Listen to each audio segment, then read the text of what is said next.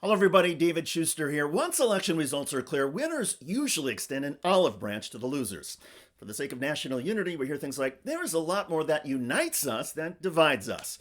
But there are growing calls on the left to tell Trump conservatives to go themselves. Fuck those motherfuckers. Let them go stew in their anger or burn a cross or whatever the they do. Let them yap about their civil war they're too diabetic to fight. Newsflash, you can't control the narrative when you're living off Mountain Dew and moon pies, okay? These people's kids don't even talk to them anymore. But they're gonna secure the Capitol. Stupid hicks. I'm sick of this shit. No extending olive branches to these people. They're beyond needing re-education. They were never educated in the first place. They were given a gun at birth and rose-colored glasses to view this country. They don't shut the about Jesus to you and then ignore every single thing Jesus said or the people that made him up said. I'm tired. I'm angry and I'm tired and I'm stressed out and worn out and frazzled from these stupid motherfuckers. God almighty, when we were kids, we thought that adults were smart. Then you find out they're all just stupid. They think the president controls gas prices and their grocery prices. When it's the corporations they're bending over backwards on Twitter to defend with their $30,000 a year tires plus salary. They are racist, bigoted, simple-minded folk.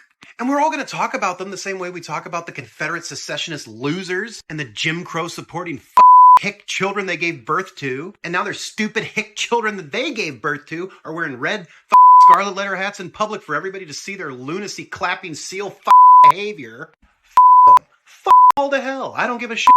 That is TikTok user John, who goes by the screen name Gin Rhino. Whatever you want to call him, he speaks for a lot of Americans. Tens of millions of people who voted for Kamala Harris and against Donald Trump want Trump and his MAGA followers to be permanently expelled and excluded from politics and governance. The idea is that there should be no compromise or negotiation with MAGA on anything, and that Trump's followers don't even deserve a cursory effort to understand their views. Instead, MAGA world should only get eternal damnation. I get it. I share the horror, disgust, and exhaustion. Donald Trump and his followers have caused more divisions and anxieties in America than anything over the past decade. And MAGA world has made America a less stable, less safe, and stupider place.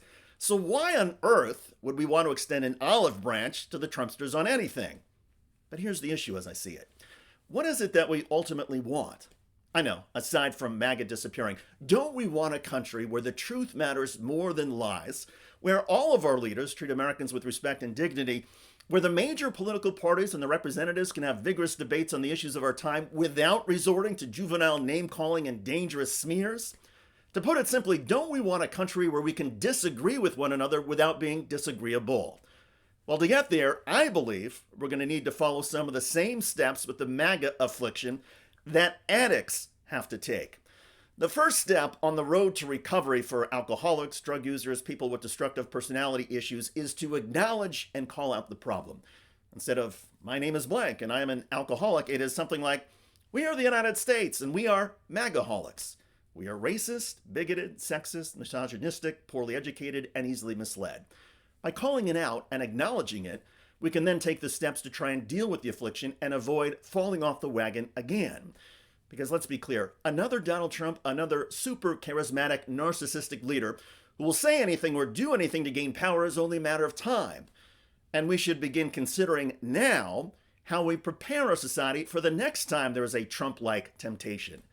I believe the preparation and the steps in America include rethinking how we as a society separate fact from fiction.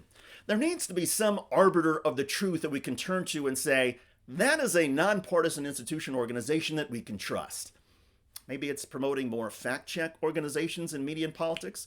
Perhaps our society can do a better job of remembering which news organizations and leaders tell the truth and report accurately, and which organizations and leaders consistently lie. In the U.S. financial world, companies are obligated by the Securities and Exchange Commission to deliver facts and accuracy in their financial data. Otherwise, companies get sued for fraud and can be excluded from U.S. markets and financial institutions. There should be some way to force organizations that promote things on the internet and public airwaves to be more accurate as well. Even a nonpartisan grading system would be helpful.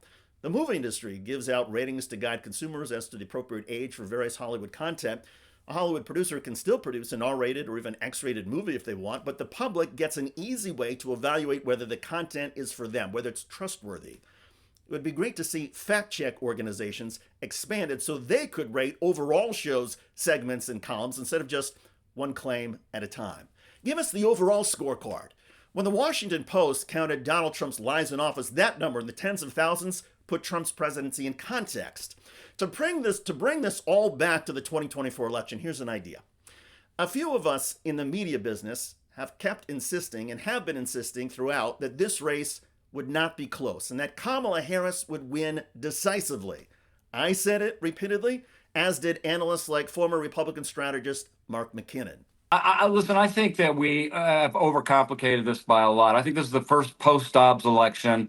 I think there are more women in America. I think more women are going to vote. There's an enthusiasm gap that's like 10 points. We got the granny gap now. Add that all up. It's simple math. Harris blows the doors off and wins big.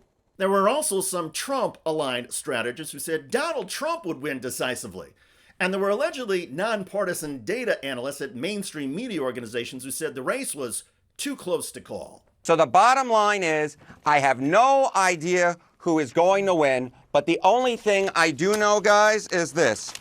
And that is, have a great weekend. Is it like drink? Is that coffee? Is that spaghetti? What is that on the end? Oh, what is that on the end? Oh, you know what that is? No, on the have a great week. Oh, on the, it's all over. It's the popcorn. Hands? It's the popcorn oil. Popcorn. That's what it is.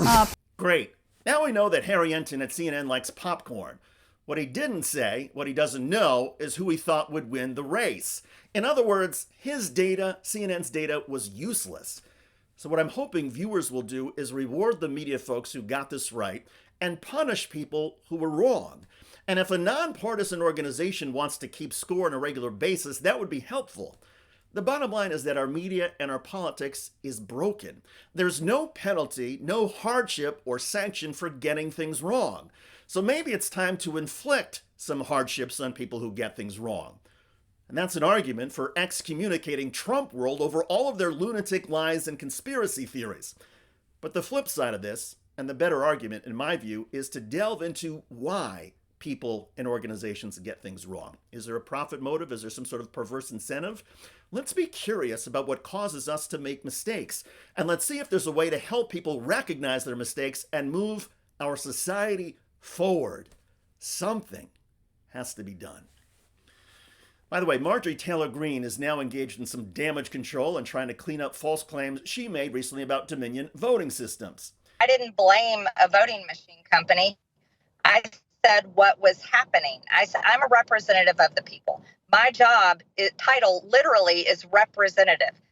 Check out that video at the link below. It generated a lot of comments on YouTube. One of the most popular is from Paul, who wrote, Dominion should sue her into financial oblivion. I hear you. I look forward to reading your comments about progressives demanding there be no olive branch for Trump MAGA world. The F-bombing videos on this are going viral. I'm David Shuster. Thanks for joining us.